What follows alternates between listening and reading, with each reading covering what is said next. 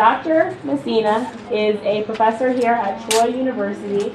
He also is a national trainer for the psychological first aid for the Red Cross. For military services. For military services for the Red Cross as well. And he is also an expert in traumatic brain injury. And he is going to be talking to us today about assessment in traumatic brain injury. And he was also talking to me earlier about some really interesting things that he is developing in order to help mental health practitioners with the assessment of traumatic brain injury. So we are very excited to have him here today, and I'd like to give him a warm welcome. Thank you, thank you. I'm not sure I deserved all that, but yesterday, after I finished this presentation, I went to eat at 7:30 at night, and fortune cookie said the only sure thing about luck is that it will change. And I almost threw up, because that's exactly what has happened to me with this topic. Because when they asked me to do the topic, Carlos had suggested do my virtual boot camp for civilian mental health counselors to get them involved in the military. And I said, yeah, but I think I'd rather do TBI. So I didn't even know why I said that, but I said, yeah, I'd rather do TBI. Virtual boot camp would have been easy because I had it all done. Well, it turns out that the greatest luck of all happened in that we implemented a new program called Be-COS with the mission of working with veterans and others in need. And the first population that we ended up with were homeless and homeless veterans. And so I was excited. We're going to do this PTSD TBI Center of Excellence at our site. We've got all these guaranteed veterans who are going to work with us. It's going to be overwhelming. It's just going to flourish. So then you can tell I did my research, because when we got over there, yes, we had 20 veterans immediately, and we screened each one of them for TBI and PTSD, and we came up with a whopping 0. Because the average age of our veterans is 35 to 50. They're post-Vietnam, pre-Bosnia, pre-OIF and OEF type veterans, and we discovered that, well, Jim, you good ideas, good intentions, but so I go to the director of the homeless at the VA who we work with, and I said, gee, man, I got to tell you, we haven't done one PTSD or TBI involvement yet. He says, don't worry about it, Jim.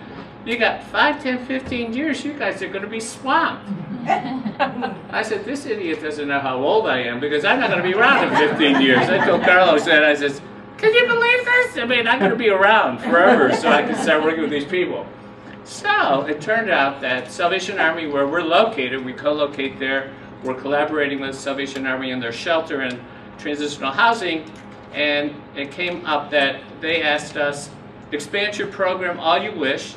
And so October 1, we'll be implementing a 5-day-a-week employment training program called Lead to Train program.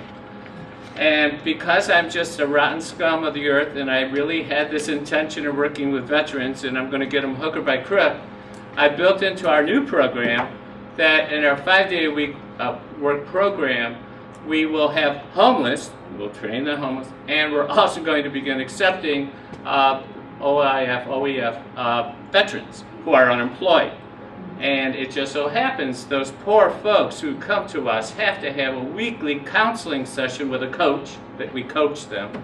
And of course all our vets will be screened for PTSD and TBI. So I got my wish. And so all my people that we've got there, any students who are interested in being interns there, I have 3 there now, they will be able to do the kind of work that I talk about all the time. So that's one part. So the other part was, holy crowley, I got to get ready to train these people how to work with TBI. I got all my PTSD stuff down, but I didn't have my TBI stuff. So I remember what Carlos said. He said, well, why don't you just do the virtual boot camp? So I said, really? good going. So that's good luck. That's luck, change. Okay, so I think I'll make what I do today part of my virtual boot camp. And this way I could talk about two things at the same time. The only thing you have to write down, this is the only thing I want you to remember, I want you to do it, is to go to coping.us, www.coping.us. Now, if some of you are so predisposed, we might like to invite you to Christmas in July, sponsored for our Be-COS program, and it's tomorrow, and that's where I was all morning, setting up a flea market of over 700 manger scenes. So if you really are in the market for a manger scene, come over to St. Mark's Church. It's over in New Tampa. And we have a turkey dinner served by our trainees from the Salvation Army. They're doing deep fried turkey. Very interesting. Couldn't believe people do that stuff. So anyways, I had to get my plug in. Now, so where is my virtual boot camp on coping.us? Well, these are the tools for coping. These have all been revised in 2011 and 12. They're all evidence-based practice cognitive behavioral therapy approach books, and they will be mentioned in my presentation. Then we have some tools for parents, and this Pathfinder parenting tool was just revised this year. But now we got timely topics. Oh, there it is. Look at that. Focus on the military. What happened there is, in 2008, as the Director of Mental Health for Red Cross here in this area, of Southeast region of Florida, I was invited by the National Red Cross to be one of 30 participants in a training program with the Department of Defense Office of the Deployment Psychology Division to begin a program of working with the military and their families to deal with pre-deployment, during deployment, and post-deployment. And we went up there and we were trained at the time that our finances failed. It was in September 2008. So I was in Washington at the time of this huge crisis. And so I didn't know if I should pay attention to what I'm doing with the Department of Defense or pay attention to the fact that I just lost all my savings. And I paid attention to the Department of Defense because I figured, you know, all else fails, at least maybe I can just do some good for people when I'm out on the street myself homeless. So there I was, and but what happened through that is I learned enough about working with the military and all the resources that the military offers, that over the course of the years I kept developing materials that I use. In fact, next Saturday I will be at the Airport Marriott it is, and there I will be working with 150 military police who are being deployed to Afghanistan with their families and children. And I'll be doing briefing sessions with the military and various components, all focused on how to cope with the deployment over the next 12 months. So there's other materials available, but I just want to bring you to the virtual boot camp because yes, Carlos, I get to talk about it. Why? Because my presentation comes right off the virtual boot camp.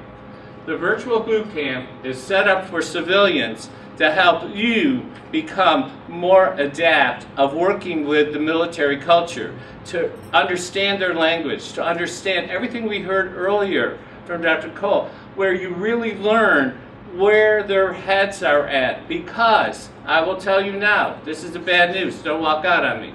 The bad news is the only people I highly recommend to work with veterans who've been combat veterans are combat veterans who are counselors.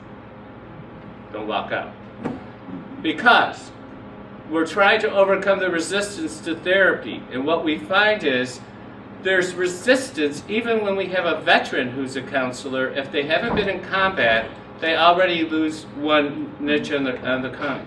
So reality is they're just not coming in. We know that 50% of the veterans coming home from the war zone, coming home from the theater, are not going for help. 50%. Rand Corporation, very clear with that.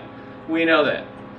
So, we know there's a stigma attached. Did you notice how I'm getting my vets with PTSD and TBI who are coming to an employment program? Going to get them help? Subterfuge. We're going to do job coaching. we're going to help them that way.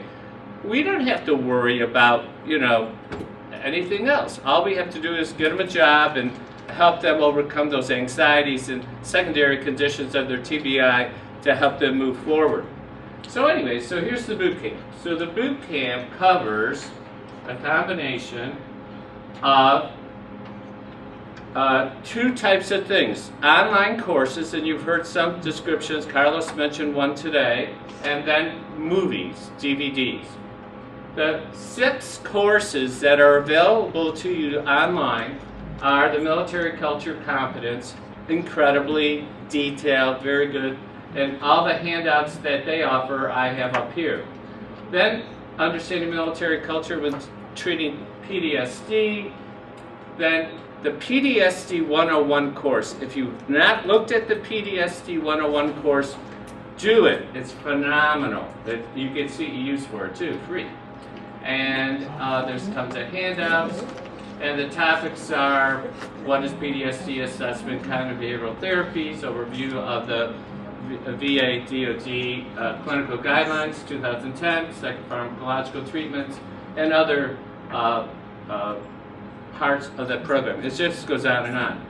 Course 4 is from the war zone to the home front, which I just finished taking online from Massachusetts General. It's available only for 1 year, so if you want to take it, it's 14 modules. You can do it all at one time, one sitting. It's fantastic, and they have they cover just incredible stuff. It's called what are they called them in Boston? The Red Sox. The Red Sox are the ones who have sponsored some of the program there. Course 5 is treating the invisible wounds, which is now it's a Army. What is it? Yeah. What is it? Army One Source. I can't find it in here. Military One Source and AMCA. Oh, there it is, right there. Army One Source and AMCA have come out with it, and so what I have here for you is the flyer to download, and then the code to get in the AMCA code, and then you're good to go. And there's 4 courses available to you there. And oh my goodness, last night at 11 o'clock, I finally got my course 6 up there. How about that? Traumatic brain injury A to Z. Now that's not a unique name. It turns out there's a website, Traumatic Brain Injury A to Z. And part 1, though, of the course of A to Z is a short course on TBI for mental health counselors, an overview of TBI and co-occurring conditions, along with a myriad of resources for mental health practitioners. Wow, that's great. So to get to this course, you click here. When you click there, you're now going to have your presentation for today. You can download the PowerPoint. I might not even, I got it online, but essentially what we're going to do is give you an overview of TBI. But before I do that, let me just finish with the rest of the virtual boot camp. Once you've taken all those courses online, we then recommend that you really do a total immersion. You know, what good is it to learn stuff? You might as well get immersed in this stuff. So get immersed in it by watching these videos. And we even give a recommended pattern to watch, but Cover Me is about the Semper Fi funds of the Marine Corps. This is where the Marine Commandant says, I got help when I came home, you go get help. And a psychologist from the Marines got on board. I went for help, you go for help. If I, a psychologist, went for help, you should go for help. And it really tries to break down the resistance to getting help. War Torn is the, James Gandolfini talks about the whole issue of post-traumatic distress from the Civil War on, and why people wouldn't talk about it. And here's the video, Let There Be Light. They were not allowed to distribute it. It came out in 1946. They were not allowed to distribute it because it talked about shell shock, which is TBI, post-traumatic distress, and big issues there. And then it goes on. There's so many videos. We're not going to talk through them all. Just trust me. There's 14 videos, including military sexual trauma. Military sexual trauma. The last video. Some of these are free online. Others you can get very easily. We have links when you go to the movie to get them. Then we give you some virtual sessions, how to get through this. And then lastly, if you didn't get enough and you need more, then we have, because obviously, you know, you can see I got a little OCD in me. Then we have all of these additional crazy stuff. And I was actually going to do an in-person boot camp in June after the home front got done. And then I had volunteered to give a talk on PTSD, and then I got totally caught up with pursuing. Now, no sooner did I sign up for this course, but I also was giving talks at the AMCA convention, American Mental Health Counselors Convention. So when I went to the American Mental Health Counselors Convention, there I am going to the exhibitors, and I'm going, wow, this is not my AMCA that I was used to, because there was actually some spectacular exhibitors. And they were just fabulous, better than anything. There's a long story with me and AMCA. Someday I'll tell you about it. I founded it. Okay, so so get over that one. But anyways, I kept on saying, shut up and let's keep talking anytime I mention it. Well, anyways, there were a couple tables that were spectacular exhibitors, and one in particular exhibitor table just happened to have a presenter who happened to present to my students on neuroimaging, and before you know it, they were very sly. They hooked me by talking about the very thing that I was going to talk about this week. So last week I'm hearing, again, remember, life changes, right? How they're using neuroimaging with TBI. Really? No, I didn't hear that in your presentation. I said, really? Well, could you show up at this conference? I mean, I didn't think she would show, but she said yes. And I go, wow. I said, you're a national trainer, you're this and that. And she, yeah, I live in Temple Terrace. I cracked. So then she's here earlier today. She says, yeah, I'm going on earlier. I go, you're going on earlier? What's going on? And so it turns out that a competitor down the road, you know, what I want to, what you know, they're talking with her about setting up a lab. Well, now I'm going to say it publicly. When that lab gets set up, my students are going too. You know, we're just going to head over to USF. They'll give us free parking, I'm sure. All right, so all that is to say, it's taken a lot of luck to get here today, and I think after touching 700 manger seats, I'm in a very holy place, so I'm ready to begin. So, what is TBI? We could go right off the website. It's probably easier than going through the PowerPoint, but really simply, there are two kinds of TBI. You have the focal TBI, a damage to a single area of the brain, and then you have diffuse, where there's damage in more than one area. And that is why when we saw just that slight beginning presentation on neuroimaging, you get the idea that through neuroimaging, they'll be able to identify the counters to each other. There are two kinds of categories. You have your closed head injury, and then you have your penetrating injury. The closed head injury is what we typically are going to be seeing mostly, because this is where your mild TBI comes from, typically. And closed head injuries are a violent assault to the head. Now, just to add to really the really depressing part of this talk, is as I did this, and the more I did this, and we're going to get to it in a second about a single mild traumatic brain injury, I realized that, oh my God, I'm not talking as a professional today. I'm actually talking about a survivor of traumatic brain injury. I flew through the windshield of my car at 25 years of age, leaving work one afternoon, ended up in the emergency room. My head smashed into there were no seatbelts in those days, I guess. In the early days with Model T Fords, they didn't have seatbelts. And I hit a telephone pole and boom. Now you might say, you were leaving work and you hit a telephone pole? You weren't drunk? No. what happened is somebody had given me a gift, a thank you gift, and it had rolled off the seat, so I bent over to get it, and I ended up with a hole in my head through the windshield. I really never paid attention to it.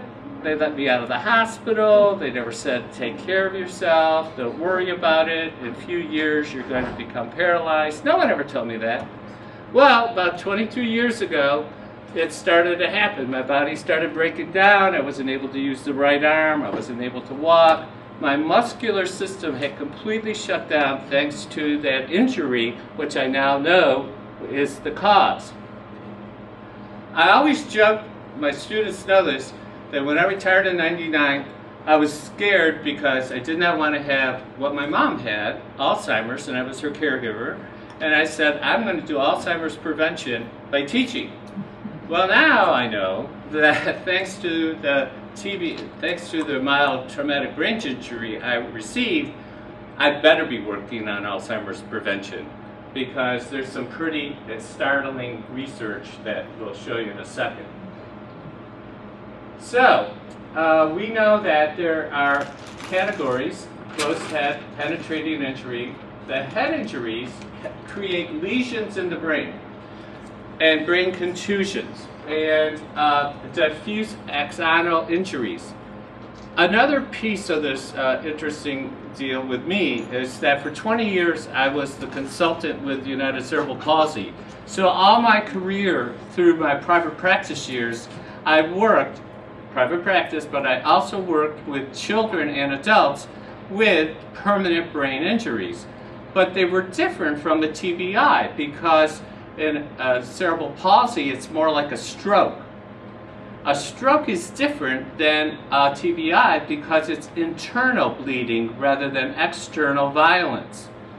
Then, after I retired, not only did I start teaching, but I also was doing rehab work. I worked with St. Joe's Hospital, and I worked with rehab centers in Sarasota, Bradenton, and Tampa, ending up at John Knox Village.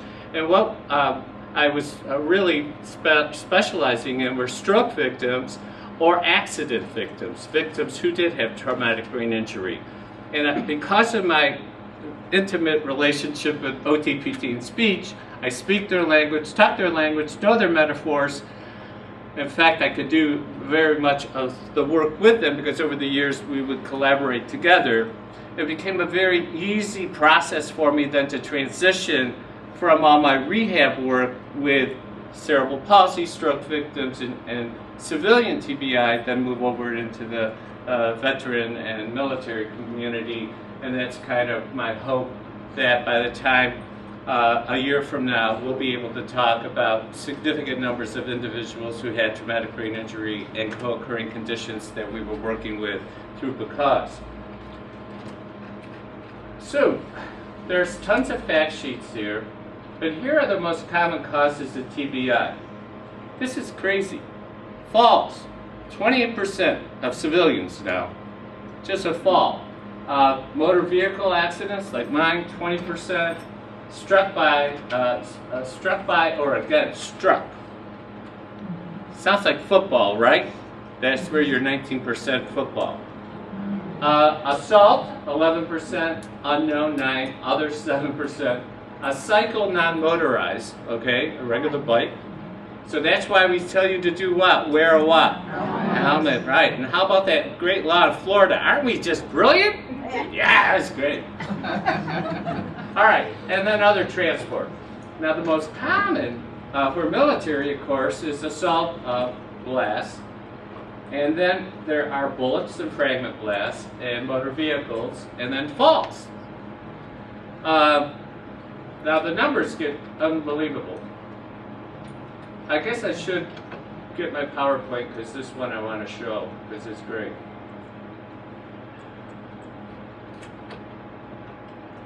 Hang on.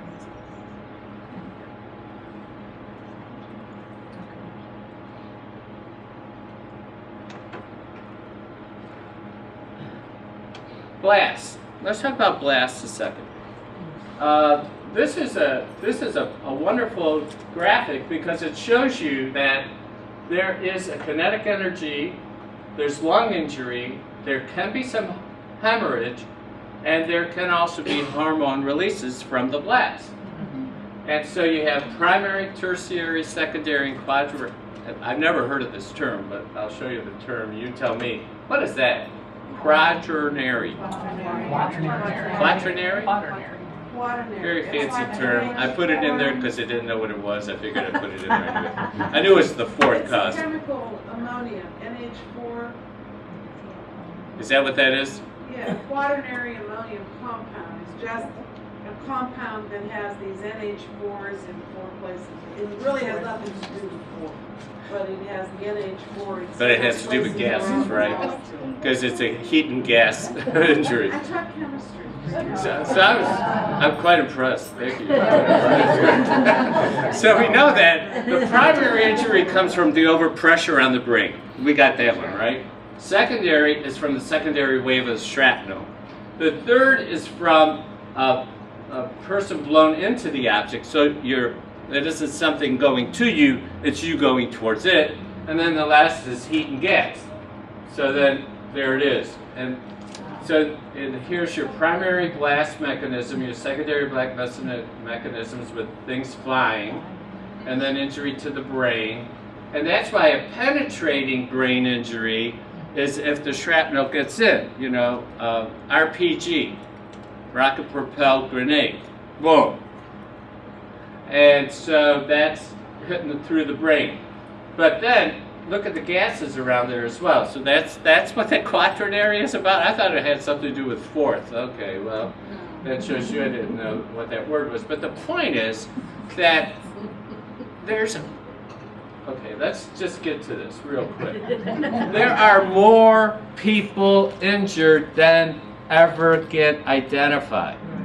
Because no sooner did I go to that workshop at AMCA and met these fabulous people who gave me a lot of books, but all of a sudden on my computer I'm invited to a workshop that I attended yesterday on the MACE, and we'll get into it, but it's the military acute trauma concussion assessment that they do in the field.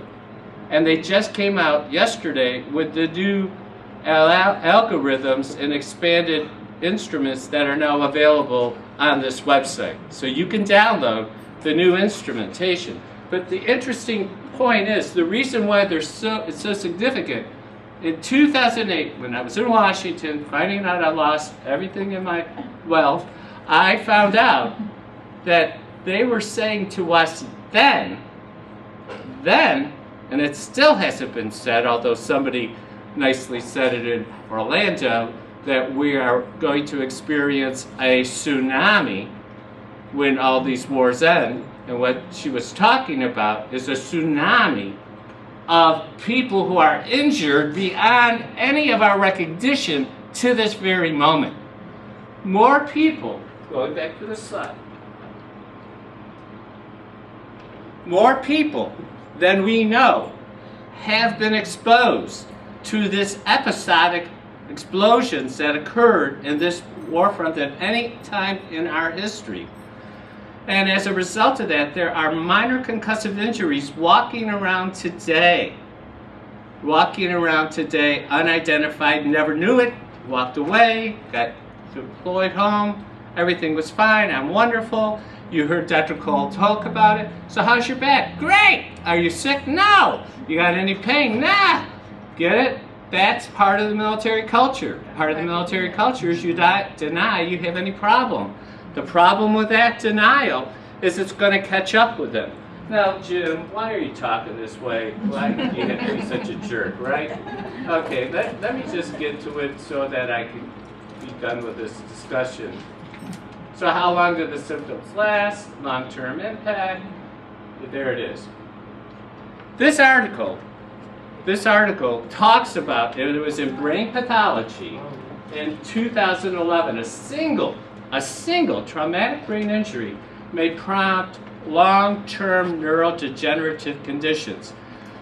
The researchers did autopsies on individuals who they knew had a mild TBI, mild, from 1 year post-traumatic TBI, they died 1 year later, all the way up to 47 years later, they found that they all showed what are called the tau tangles. Does that sound familiar to any of you? And amyloid beta plaques. These are the same degenerative conditions that people in autopsies who had Alzheimer's, diagnosed with Alzheimer's, are found to have too. You know that in Alzheimer's you can't find it before, you have to wait till after you die through the autopsy. So, you know, we call it Alzheimer's, but we're never for sure that they have the tau tangles and the amyloid beta plaques. But what this means, when they talk about the tsunami, they're talking about those mild concussive injuries that went unidentified in the battlefield are coming home to haunt us. Coming home to haunt us. So what are some of the degenerative conditions? Not only is it Alzheimer's, but we can have Parkinson's, we could have epilepsy, we could have tics, we could have startle reflex, we could have visual problems. There was a talk today talking about it was through the eyes. Looking in your eyes. It's through the eyes. So visual problems, processing difficulties. So I'm skipping here, but I just wanted to get that over with so that you would all know that there's a reason for this madness. So what are the ranges? We have mild to severe. And it all depends on if you've had previous brain injuries. One of the things we do know now, that because we've had so many deployments, 2, 3, 4 deployments, you could have mild concussive injury, unidentified mild concussive injury, or you could have had even identified concussive injury with permission to be redeployed. Because the decision was to deploy or not to deploy after mild concussive injury. The new algorithm, as of yesterday, the new algorithm says that they have to, if the person had a previous TBI to the one that we're assessing out in the battlefield, they have to come off the field, they have to be monitored for 6 months, and only at that time would there be a determination, could they be ever redeployed. And they're monitored even out in the battlefield and then out in theater, they call it, and then they eventually will get sent home. That's a huge change. It's a huge, different approach to traumatic brain injury in the military. It happened in February 2012. They implemented the algorithm, and they just started teaching their clinicians in the States of this yesterday. It's amazing. Amazing. Think about it. We've been at war, Iraq, Afghanistan, since 2001, right? So we're into our 11th year war, and this is the first time they are saying they're not going back. Now, the point is, they're not going to go back to Afghanistan anyways, because we're done, aren't we? Or we're going to be done? Well, the fact is you can still be redeployed. There's still another year ahead. The folks that I'm working with next Saturday, this is their second deployment. So once you're deployed now, they'll be done. But I will tell you this, having worked yellow ribbon events, one of the most saddening experiences for me is to see the blank faces of the individuals who are just putting up with the crap they have to put up with to be told how to be resilient, how to take care of your life, how to move forward, how to reintegrate into our society, how to make a living, how to get an education, how to use the benefits. I will tell you there was a finger raised with most of them. I can't do it because there's women present, but I do it behind your back. Okay, that's what fingers raised. They don't want to be there. They don't want to hear it. They're all blank faced. And I told the two generals who came over to talk, I said, I'm not understanding what I'm watching here. This is a pretty sad group of people. Again, it was 150 guys. And he goes, they were sad before we left. I go, why is that? We had 2 suicides before we even shipped off. Yeah, okay. So, I mean, you want to talk about, we got to do work. We got to get people trained. We got to do it. Here at Troy, we're very lucky. We have been very successful in recruiting veterans to become counselors, and we have currently on my little advisory board, I have 12 vets who are in our counselor ed program or graduated, and I'm really excited about it. But it's unbelievable what's going on out there. So the definitions: a mild concussion, a mild TBI or concussion, you have to be confused or disoriented state lasting 24 hours or less. Truthfully, when I flew through the windshield and got through the emergency room and all that stuff, I saw stars, and, you know, I thought maybe I hit a flag, and, you know, when I got to the hospital, they were saying, well, your car's kind of a mess, you know. Yeah? Wow, okay. Yeah, when can I go home? Great, all right, well, I'm going home tonight, that's good. Loss of consciousness up to 30 minutes. It wasn't until I was in the ambulance did I even know that I didn't know where I was, no one told me anything. And memory loss lasting less than 24 hours. That's a mild TBI or a concussion. Now, if you start thinking about it, think about the falls you've had, think about the running into a door you might have done when you were a kid. Maybe you got dropped from the crib, I don't know. The fact is that TBIs are more common, mild TBIs are more common than you even want to believe, aren't they? That's all you have to have. That's all you have to have. And now for the rest of your life, you know that those towels and those plaques are building. Isn't that lovely? That's a great piece of news. I just thought to cheer you up today. All right. Moderate TBI, a confused or disoriented state that lasts more than 24 hours. Loss of consciousness more than 30 minutes but less than 24 hours. And memory loss lasting greater than 24 hours but less than 7 days. Not bad. Can other issues that other than actually injuries per se lead to TBIs? Maybe like substance abuse or... No, that's internal. Internal. Okay. It's got to be shock to the brain. External shock to the brain. That's why that's why strokes or internal bleeding are not considered TBI. Like seizures associated with epilepsy? A seizure is not considered, that's internal, so that's not considered a TBI. That's more developmental disability type stuff. It's internal. So it can't come from the internal, it has to come from the external. And it's hard to get used to because the similarities are unbelievable. Working with stroke victims, I don't see any difference. Working with cerebral palsy, especially adults with cerebral palsy, I mean, when you start looking at adults with moderate to severe TBI, they look like, until you find out how they got it, they look like they had cerebral palsy. So when I tell you that having that experience with CP, working with the rehab people, it's just, I don't know, it's like natural. I don't feel really like I had to learn a whole lot. I mean, I'm just, but it is hard to get used to that it is from external rather than internal. And it is hard to believe that it can happen so easily. That's the part that's shocking. And then severe is a confused or disoriented state lasting more than 24 hours, loss of consciousness for more than 24 hours, and memory loss for 7 days or more. Penetrating TBI, the outer layer of the brain is penetrated by foreign objects. I was fortunate, because of my role with Red Cross, to go over to Jay Haley in 2011, in the spring of 2011, after I myself got out of the emergency room in December 2010, I almost died from respiratory failure. So my brain had gone into an early comatose state. So I was not exactly the best person to go talk about caregivers taking care of yourself when you're working with your multiply impaired individuals. It was 150 people at the workshop.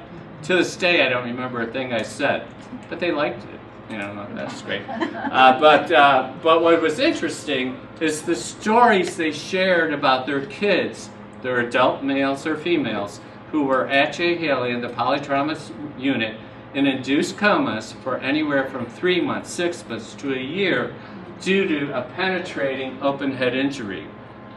It just,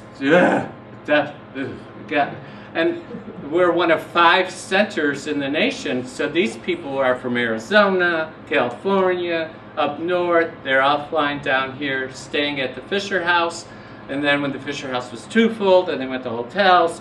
And how are you taking care of yourself? How are you handling your job? How, you know, woo! I mean, it was just unbelievable. And I said, I want to continue to work with this population. It's amazing. It's just amazing. Here are our Department of Defense measures till 2011, December. Look at the numbers. Mild, 76% of all. 175,000, moderate, severe, penetrating, non-classifiable, total. Here's the issue. This number is wrong. That's the wrong number. That is the wrong number. Rand Corporation said it. Other individuals have been saying it because mild TBI is identified in the field, in the theater, not by practitioners, but by corpsmen, not even by corpsmen. Oftentimes, just the sergeant or one of the troops has been trained to use the instrument. So as a result, people get passed on or they don't even mention it. They don't talk about it because they're so upset because everybody else around them got injured. And who am I to complain? I don't have my brains knocked out or whatever. When those 6 men were killed in that IED blast the other day, 2 of them from Tampa Bay area. Do you guys recall? Brooksville fellow and somebody graduate of Lato. When that hit the press and when that came out, it was like, ugh. It was so sad. It was so sad because, you know, we haven't been hearing much about this around here, so people don't think much about it. But you know what was sad? There were 6 people who died. But how many people were in the zone of the explosion who never got help? That's my sadness. My sadness is we have not been able, and probably won't be able, and we're just hoping we just close it down and move on. But the fact is, there are people experiencing mild traumatic brain injury going unidentified. That's all I'm trying to get to. And that's why you want to pay attention, and you'll really be happy with the tools we're going to give you. Then by the military service, you might say, well, you know, it's all that Army guys. Not really. Look at the Army Active Guard and Reserve, 57%, yeah, but look at the others. Air Force 13, Marine, and Navy. And why is that so? Because of the nature of the war, Navy and Air Force go off, they are also going off to battle as well. And they fill in for Army that doesn't have enough people in their battalions. Who are the highest risk for TBI? Males. This is the only thing men really stand out. Isn't that great? I mean, I'm really happy men got a good thing doing something good. They got good numbers. This is not one I'm really proud of, but 1.5 times as likely as females. Now, we all know why, because men are what? Risk takers. And they're full of themselves, and they just go off and do stuff like ride motorcycles without helmets and stuff like that. Military duty increases the risk of sustaining the TBI. What are the signs and symptoms? Mild TBI? No, mild. Headaches, dizziness, fatigue, concentration, forgetting, irritability, sleep, balance, ringing in the ears, vision changes. That's for the mild. Moderate and severe. Coma cannot go understated with this particular condition. And we'll get into that in a second. Severe headaches, convulsions, nausea, inability, difficulty speaking. This is why speech therapy, cognitive therapy is such a major part of reconnecting these individuals. Confusion, loss of change in coordination, memory loss, paralysis, motor spasticity. I understand that real well. And by the way, with that particular stuff, there are treatments. You can tell that I can use my right arm today.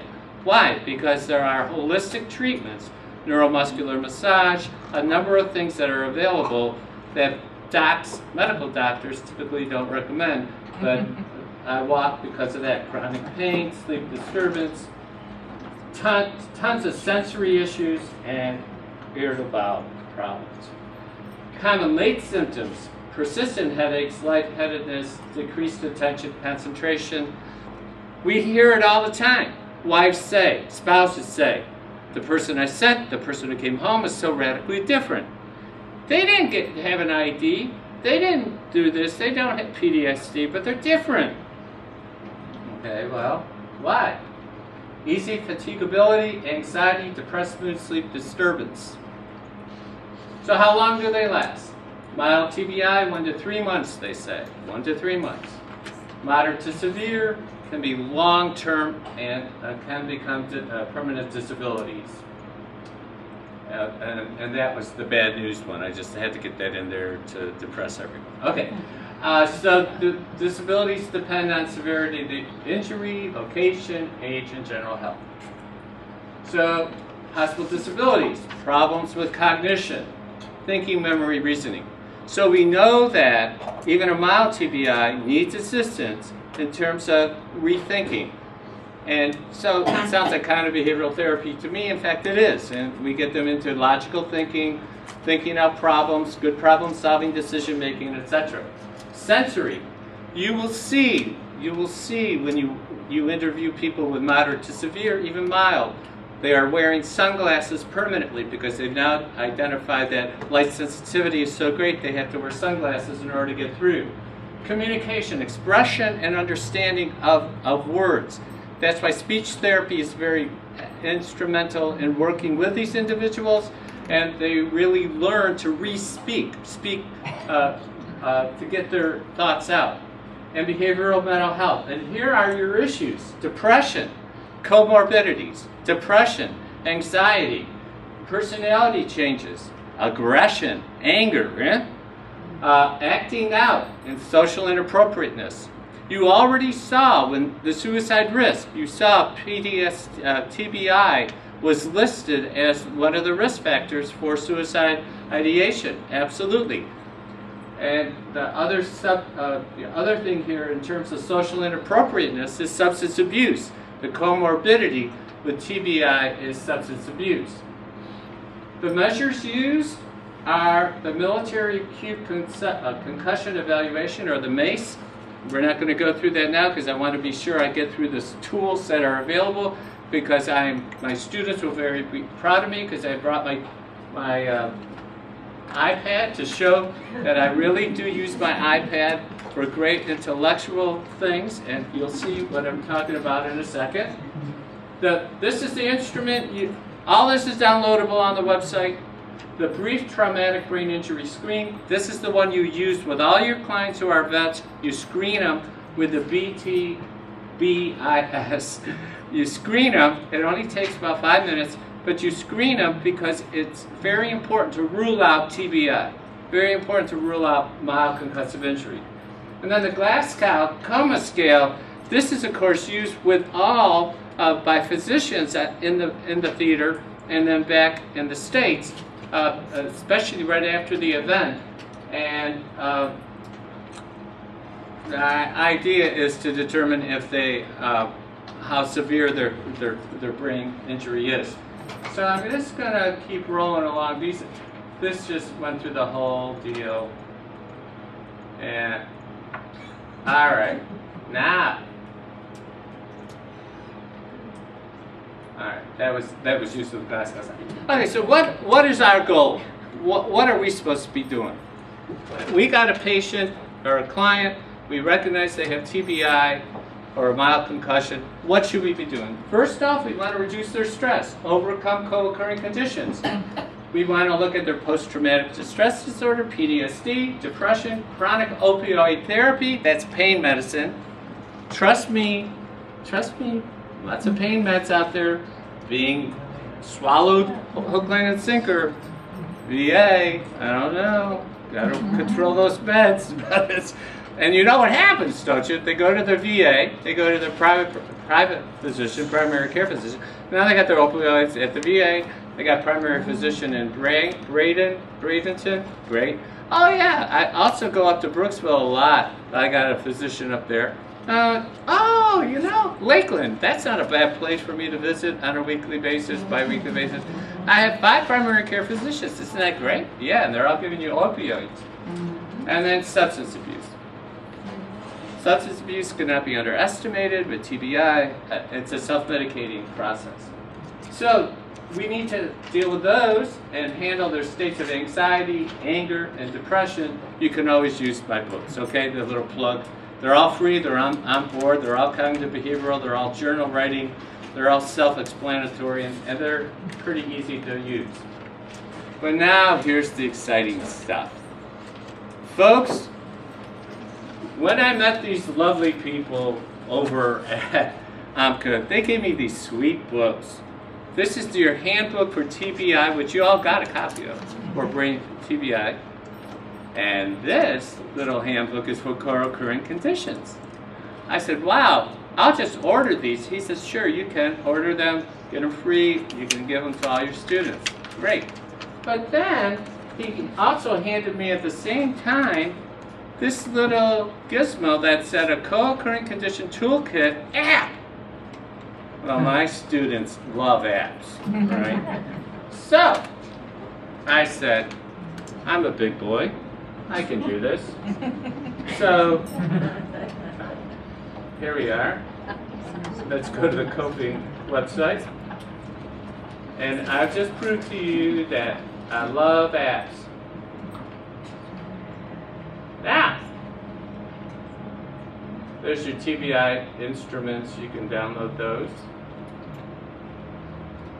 It's all about the instruments. Skipping over them. Now, here's your guidebook on the management by the VA Department of Defense, and then there's all kinds of other handouts. But I want to get to this. Apps for related to TBI. TBI Pocket Guide and Co-occurring Condition Toolkit. And then Read to Relax, Tactical Breather, Mood Tracker, Life Armor, and PTSD Coach. So you'll say, well, that's nice, but you didn't give us the links. Oh, yes, I did. It's called the National Center for Telehealth and Technology. These are the guys who invited me to go to the MACE workshop. And so, bottom line, what I recommend that you do is you download each one of these applications, and you've got the TBI, the co-occurring conditions, and all the other ones that list. What I want to do is be sure we get some more discussion about TBI intervention with neuroimaging. So, do we have? Huh? Oh, you're downloading that. I want to get you in before our presenter comes up. Sure. Talk about the use of neuroimaging with TBI. Okay, so everything that he just said was incredibly relevant for obvious reasons, as well as for the fact that in actuality, every time that you have any sort of impact to the brain, your brain starts to rewire to compensate for that. So what a lot of people don't even realize is you don't actually even have to have impact to the skull to have a brain injury. Whiplash alone can create a brain injury because it's not like this smooth like an egg on the inside of your skull. It's actually quite ridgy and bumpy. So all you have to do is tilt your brain a little bit in your cranial cavity, and it can be pressing against one of those skull bone ridges and can be creating a problem. So you don't even have, when you ask people when they come in for assessment and you ask them, have you ever had, this is what they do. Have you ever had a head injury? That's what they ask you. A lot of times people ask you that, and you say, yeah. No, because you're thinking, my brains have never been on the street in front of me. No, I've never had a head injury. You actually have to ask questions like, did you ever play soccer? Did you ever ride a bike when you were a kid? Did your brother ever whack you with a toy? You actually have to, and then what will happen is 3 months into treatment, they'll tell you about this one time that they had an emotional experience when they get kicked off of a horse. The horse then kicked them in the head, they lost consciousness. They tell you this whole story that never came up in the initial evaluation because for them it was an experience with the horse emotionally and nothing to do with their head. Okay, now I'm getting on a tangent. Here's the point. A big part of why I got into neurofeedback was because every single time that one of these things happens, whether or not it's actually a physical insult to your brain, or you actually go, just even, he was asking earlier about what constitutes a TBI. And part of the reason that question probably came up was there's a whole lot of things that affect how your brain functions that can damage operation. even just living in an acutely stressful environment is going to dramatically change the way that your hormones release, that your brain actually, how your brain actually prunes itself, what connects to what, and who gets allocated resources for what purpose. The only thing that I know that directly changes how your brain wires in a rapid way is neurofeedback. There's a lot of fantastic therapies out there like neurolinguistic processing or EMDR or all sorts of games, Luminosity, there's another app you can download. There's a lot of fantastic cognitive structural building processes that you can engage in, but the only one that I know that actually tracks what specifically is your brain doing and who is connecting to what and how, and then gives feedback that changes that process is neurofeedback. And so that's the reason I actually started to incorporate it into my own mental health approach, was because there's a lot of research that's come out just in the last 15 to 20 years. In fact, a great book, Richie Davidson, Emotional Life of Your Brain, he just published, I think this year, is from a mental health, emotional, cognitive perspective about the underlying brain function. But there's a ton of research that says, look guys, pretty much everything that you're experiencing is coming from some part of your central nervous system or brain. Everything is connected to some type of neurological underpinning. And if we're not looking at that as mental health people and we're not directly attempting to interact with that, we're going to have a lot of limitations with how good our cognitive, doesn't matter if you're a brilliant CBT person or whatever, you will always have a ceiling. And what I'm hoping to do maybe is break that ceiling as much as possible for us. We're not neurosurgeons, but we can still do things to the brain. See? That's it. And I really want to thank her because I really wanted us to have the most up-to-date, way beyond the typical outside-the-box kind of approach. And I really think it works fantastically. It was totally impressive what we witnessed the other day. And I know that we're planning on getting more involved with them as we move forward with our program at Be-COS. So I think I am done. Thank you.